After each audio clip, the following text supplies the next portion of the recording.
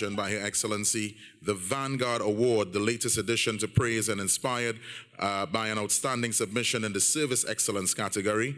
The creation of this award was a unanimous decision by the judges to honor an innovative initiative that challenged traditional norms while embracing creativity and impacting communities as well. The Vanguard Award pays tribute to those daring to redefine excellence and invites future submissions embodying transformation. It stands as a formal acknowledgement of trailblazers shaping the future of public service where tradition meets groundbreaking progress. And the winner of the Vanguard Award is the Financial Literacy Secretariat Division of Finance, Trade and the Economy, Tobago House of Assembly, the FLS Financial Literacy Secretariat, Money City Game, friends.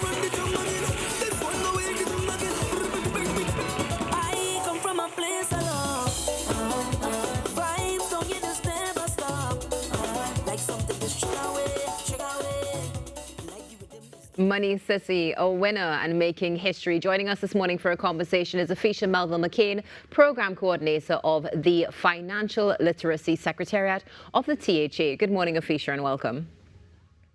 Hi, good morning, and thank you so much again for having me. It's a pleasure to have you with us on the show this morning. Firstly, congratulations to you and the team. How does it feel to see Money City make history? I mean, at first we had no words. It was a shock for everyone. And I think we were silently screaming on the inside because we didn't understand and really realize when we created the game what we were actually doing, you know. I think to be celebrated and honored by the IDB and the president in this way, I think motivates the team in a different way. It lets us know and sends a clear message that we're on the right trajectory in terms of what we're doing with financial education on Tobago and for this country. And I mean, we're super excited about just the future of not just Money City, but also, again, financial education. Wonderful. Afisha, can you walk us through a Money City? I mean, what spurred the idea and how exactly do we play Money City? All right. So a couple of years ago, in 2019, we did a survey just to understand what's going on in the space and understand what the financial literacy levels look like in Tobago. And while people knew they were supposed to start that retirement fund or they were supposed to have that emergency fund, they had all the information, but they wouldn't necessarily transition that into positive action when it came to their finances. So we had to find a really unique and creative way of trying to empower people into action, of making that shift from financial education to financial empowerment. And we tried to do that through gamification. So we started Money City in 2019. A model that we tried mainly with secondary school children because they give some of the most honest critique and feedback. And then over the years coming out of COVID, we continue to revamp, remodel, change the game a bit to make sure it's inclusive, to make sure we're realizing the actual goal and impact we wanted. And over time, it has become a really useful financial empowerment tool with our financial education sessions. So, I mean, it's a beautiful game. It really allows us to embody characters, embody their life situations, and make decisions in their best interest. And I always ask people, if we can do as for a character, what is preventing you from doing it for your own life? And I think that's where the conversation starts. So because it's very simple, it's clear-cut, it's really about everyday household financial decisions. It connects with persons. It helps our school children to start to think about their future and the things they want to achieve in life. And it starts the conversation, opens up their mindset to be able to now receive the financial education and information they need. So I think it's a beautiful thing that we've discovered and one that we plan to continue to work with IDB and other stakeholders to continue to build out. Right now, we do use it in our sessions in the physical sense. We also do pop-up Money City shops not shops, but games in different community outreach expos and fairs.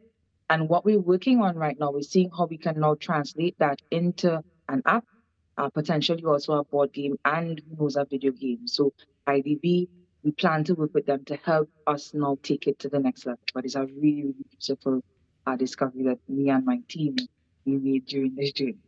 It sounds completely amazing, and of course, definitely a well-deserved win, and as you mentioned, really just expanding on the game in particular. Now, one of the things you mentioned is that you went to children in 2019 to really give feedback. But I mean, looking at it as an adult, this is a game that I want to play too. So is this something that is available for adults as well? Yes. So we started with children, like I said, because they give the most honest feedback. And then I wish we had the pictures to share. We've continued that with adults. And our adults are probably sometimes more excited and enthusiastic about the game than our children at times. Because they understand the realities of this life. They understand what bills mean. They understand how sometimes it is hard to come about different forms of income, but it is not impossible.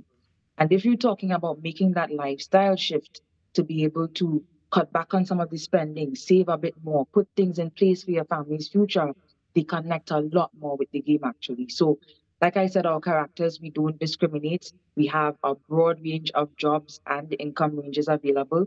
And by embodying that character, persons are able to identify regardless of the situation. So they're able to now translate their experience, their learning concepts they never thought about, why life insurance is important, why having the emergency fund is important, and they're now able to take that back and apply it in their life. So it doesn't discriminate. From our youngest Tiny Tot, we may have to create a junior's edition, who knows?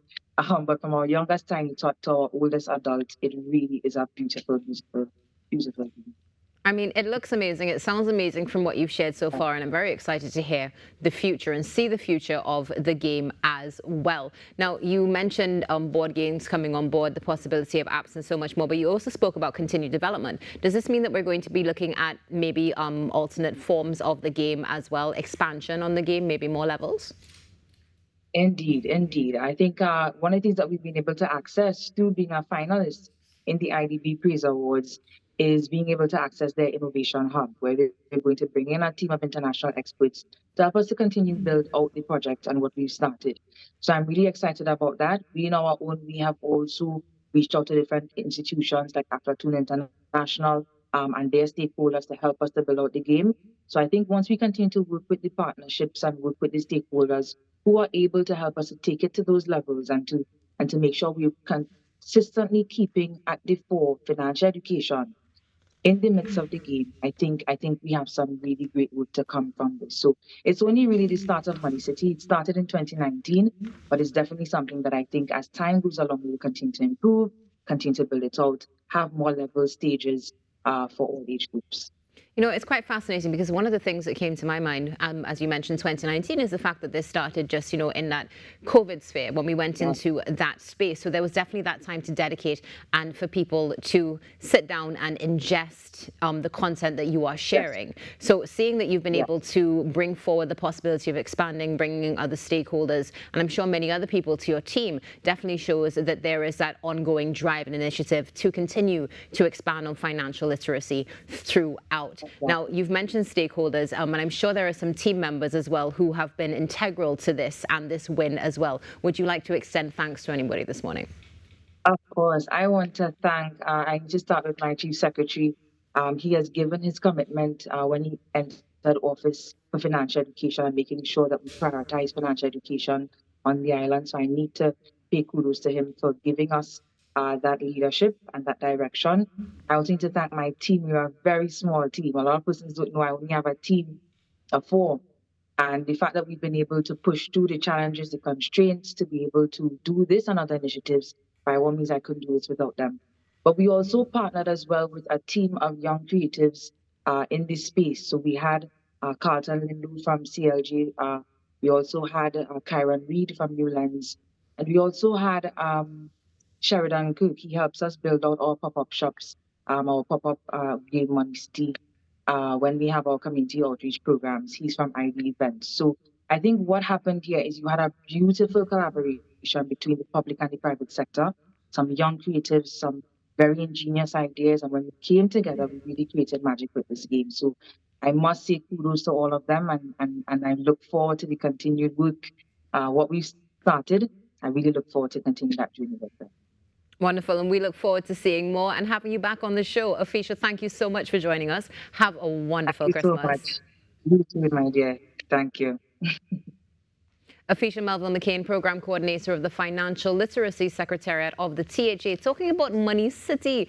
I want to play Money City. It looks like it's so much fun. You know, I get jealous whenever I see things like this because I wish we had it in our school days. It's literally what I said to her every time I spoke to her ever in life. I'm like, where was this all the time when I was spending my entire allowance in 2 days?